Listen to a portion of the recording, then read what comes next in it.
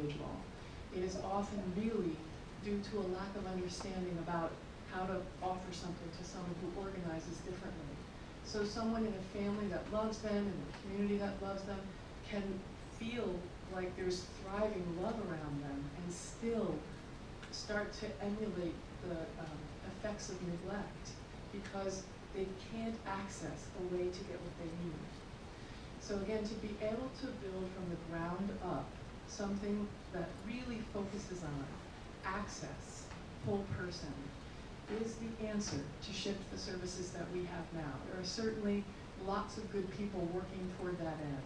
But to pull together in this kind of community with access to community, independent living, and employment is I think, a way that can profoundly impact services, not only here on Orcas Island, but as a model, certainly national and international model to the world. I love the Albert Einstein quote, you know, everyone is a genius, but if you judge a fish on its ability to climb a tree, it will live its whole life believing it is stupid. And I believe that that's the essence of our challenge right now, is that we continue to ask the fish to climb the tree instead of understanding how to gather by water. Meeting Marion was a lovely moment in my life. She came to a workshop that I offered on autism and communication, and called me afterwards and started to tell me about this project, which excited me to no end, for some of the reasons I've already outlined. But also because of the human being that she is. And then I got to meet Keith, and I really understand that what they have here is something ingenious and special. The opportunity that they're offering this community and all of us and people with autism is the potential for real growth. Their vision, their personal experience, their own story, and their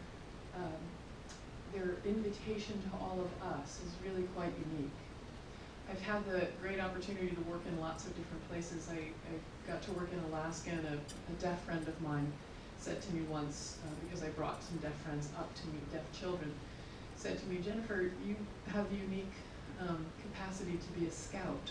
You find the place, build the fire, and invite us to come.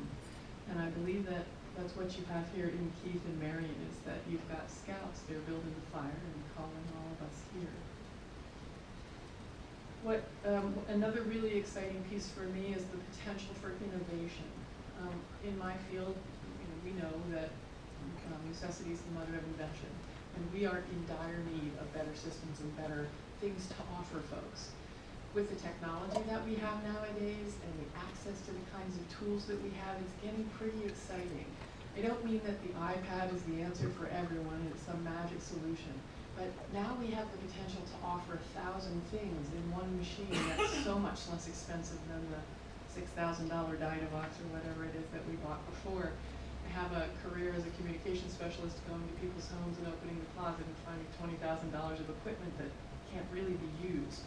So one thing that really lights my fire about this is the potential for the innovation of real tools that have the input from folks with autism about how to design and build those tools. I'm going to show you actually an app that I developed, given feedback from people that I serve. As I have worked in this field, had some aha moments, and a few of them really fed into the development of this app. One was I work in Kitsap County, I live in Kitsap County, and we wrote a project with Harrison Medical Center called WIN, Work Independence Network. It's win-win. And we employed a bunch of folks in different positions within the hospital, and one young woman moved into a position, and within a couple of months was really warming up for the first time to a community of people outside of her family, which was exciting, but her production was really going down. And her mom was calling me saying, gosh, when can she get more hours? When can she make more money? And I was trying to answer the question and finally realized, why am I trying to answer that question? And again, so we have lots of people employed because someone had their heart in the moment, we touched their heart, and they let us in the door, which is not really sustainable for a business. And it doesn't often really feed the realistic picture of what it is to really be a contributing person, for me to have my direct relationship with my employer.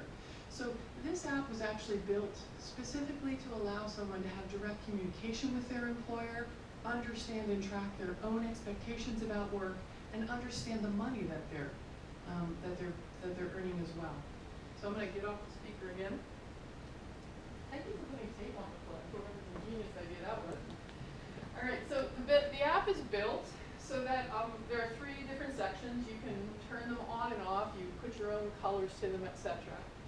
But I'm going to open up the scheduling section, and it's built so that the person themselves, with their employer and with their job coach, instead of me being the job coach on the work site, the boss on the work site.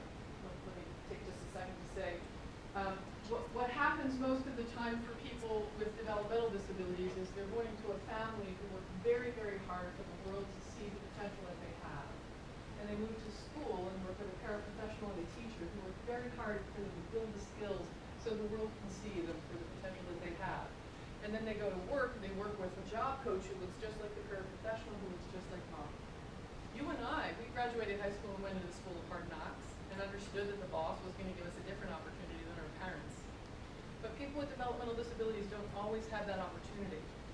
So this is something that allows to shift that relationship. If you and I are working together, we walk through the work floor with the boss the very first day and capture tasks specific to how you process information. You can take a film, a photo, voice, text. So I can say, your job is to set up the chairs. I will erase this picture just so you know. I made a film actually, I didn't need to, but there you go. We've got film of you in there. And then underneath it, I can add more tasks. I can break it down into smaller steps that then say, here's where the chairs are, here's the code for the door, that the water is housed. Essentially, the system changes that I'm excited about, and which I'm really excited about with the opportunity of Concerto, is that right now we teach to me. If it's your job, I'm working with you, and I'm coaching with you and consistently reminding you to gain those skills. And what we want instead is to teach to a tool that someone can rely on themselves, so they know how to gather the information and retain and use the information themselves. Once we've gone through all of this, we'll just say that. Then this next part we actually complete with the employer, so that the individual can understand the expectations of the job. Do I want to see how long, or it takes you to do this job, or you have to 15 minutes and you need to stop? Do we want to see how many you can do in this amount of time, or you have 10 tables to set up and then you're finished? And or is there a real-time clock? At 11 o'clock you have to be out no matter what. And when you finish all of this, I'm going to show you how this is actually someone's real schedule. Eric is working, stocking ICU trays. There are 3 different kinds. The first thing he needs to do is assess the needs.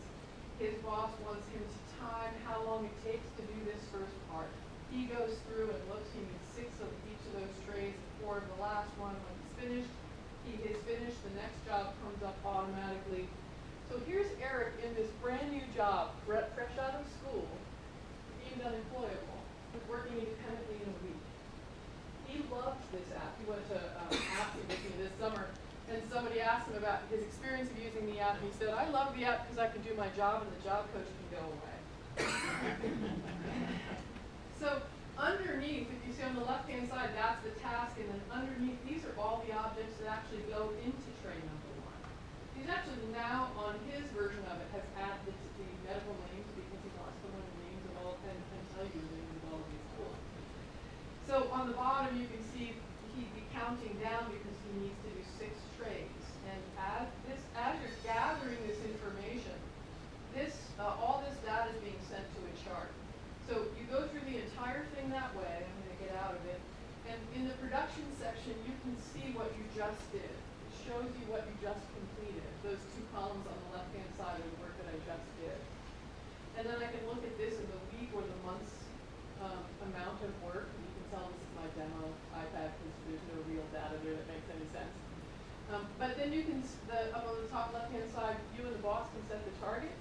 On the right-hand side, you can see it can be sent by email, and so you can send it to your family, to your DEA caseworker, to your employer. We have employers print these out and meet with the individual once a month so that they can be talking about, okay, I see you're doing a great job, and see this bar, this is what we need to be doing every day to keep your job, or to get a raise, or to whatever.